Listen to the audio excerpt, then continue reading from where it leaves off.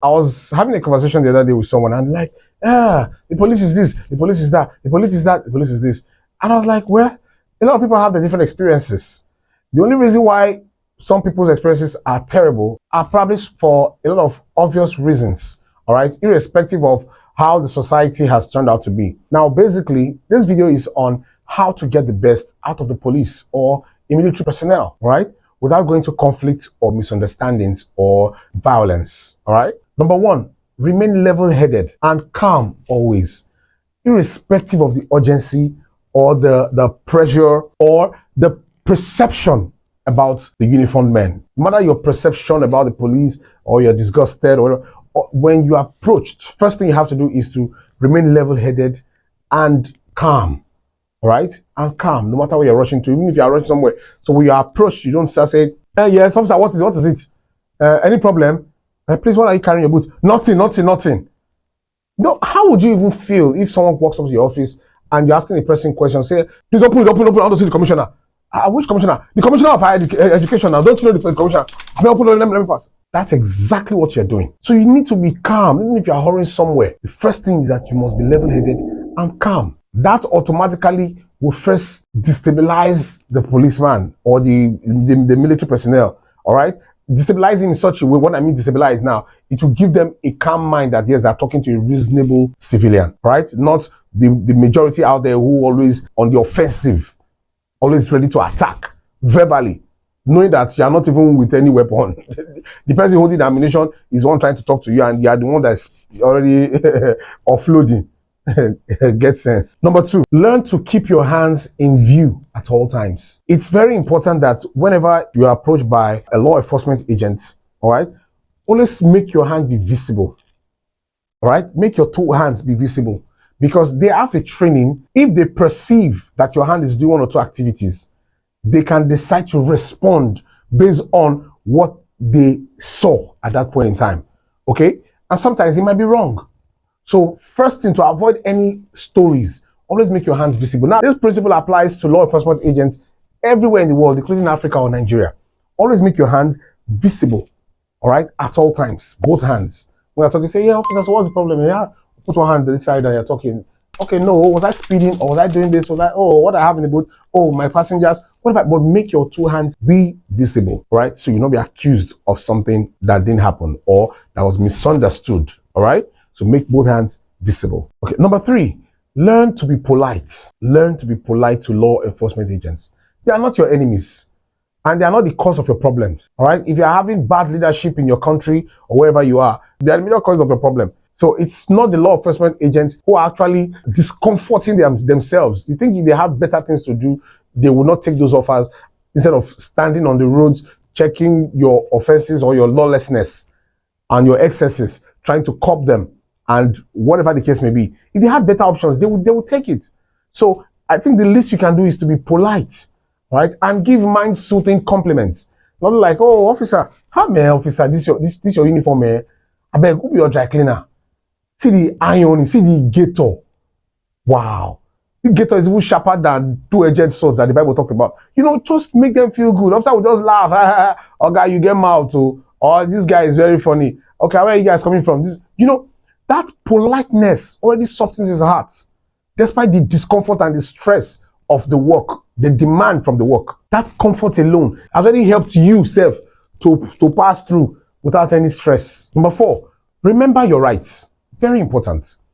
Now, officers of the law, they respect citizens who know their rights, but only when you try to express those rights intelligently and decently. They tell you, do this, say, officer, I know why? No, I know my rights, all right, but I'm just asking, I want to know why you think you need to do this or why you're doing that. When they see how intelligently you're sounding, they will not know, okay, this one knows his right. Okay, they cannot explain, all right? They cannot explain to you why they are doing what they are doing or why they are conducting the search or why they are asking or whatever the case may be or why they are detaining you, all right? So it's not something that you have to approach with violence. I know my rights. I know my rights. You cannot tell me that. What nonsense is that? For what? Touch it now. Touch it and you will know how far. Come on. Are you going to fight him? Are you? Of course not. Know your rights. Quite all right.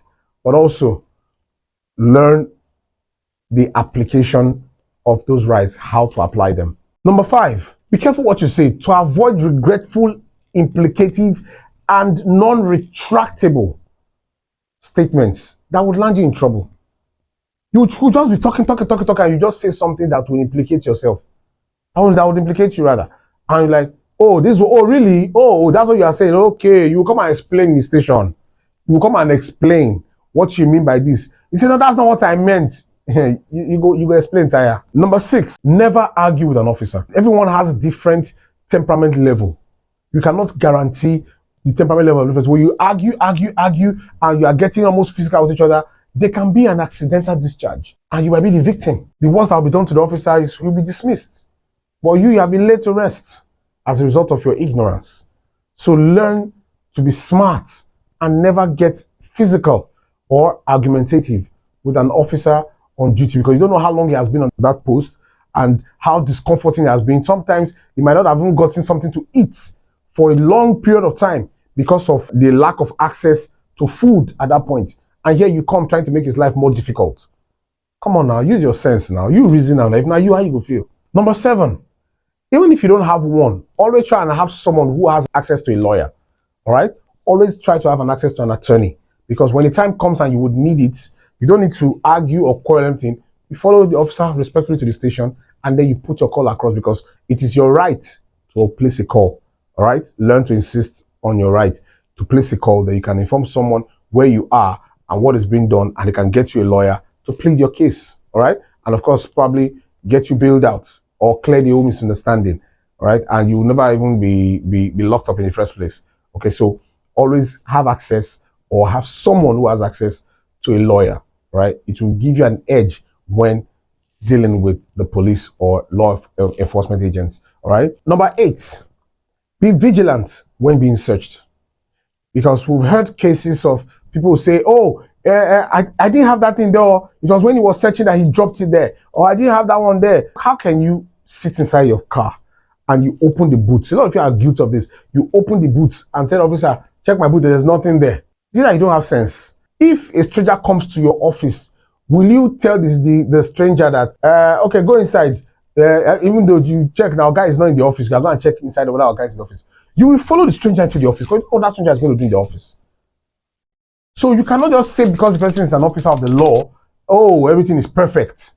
But you can't be that careless to be non-vigilant when being searched. You have to be very alert. Follow the officer. And I like the way the police does it now in Nigeria. They would insist, they'll say, calm down, Oga, come and open this thing with your own hand. They don't even search anymore because of a lot of accusations over the years. They will say, you open here yourself, you open here yourself, you open here yourself. They're looking at you as you're searching it, to avoid you placing accusations on them that they searched and they dropped one thing implicative into your bag or your vehicle or something. So always be vigilant when being searched. Number 9, a lot of us are guilty of this. Don't be too quick to give out gifts, especially cash gifts on the roads. Because when you get to a particular checkpoint, and as you're getting there like this, the first thing you're already shouting praises, hey, officer, I'm there now. Just shook inside, but you carry one bundle of money. Just say, man, I take buy ice cream, I lick here, or man, I take drink beer, or 1 or 2 things. The smart officers would not just ask you to stop, they would be very alert to search your vehicle thoroughly, because that is also a very quick move to either escape being searched because you are probably guilty of something. A lot of kidnapped victims have been rescued because of intelligent officers who were not carried away by the quick gifts from road users. You just see someone with tinted car and he just brings out a bundle of cash and gives to you, and next you are the officer just collecting and smiling and walking away. If you do that, they would stop you because you're already acting suspicious. Either you're running from a crime you committed, or you're actually committing a crime right now in that vehicle, or you are going to commit a crime. So when you do that, even if you are innocent, you would have delayed yourself, because it will call for delay for them to further inquire and investigate you there. Make sure that, yes, everything is okay, then they can now let you go. And I'm not against giving of gifts to law enforcement agents, even though a lot of countries don't do that.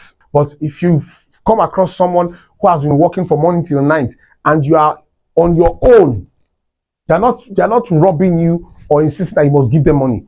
On your own, you say, officer, you guys have tried. Oh man, it's your thank God on a day road, thank God, then you on your own give them money. That's a kind gesture. Finally, learn to love and respect the police. Because whether I like it or not, their presence out there, both their existence in their offices and their presence on the roads, makes life easier in any place, because their presence alone commands law and order. Because when these laws are being made by the legislators, who enforces them? It is the law enforcement agency, the police, the army. So without them, there will be chaos.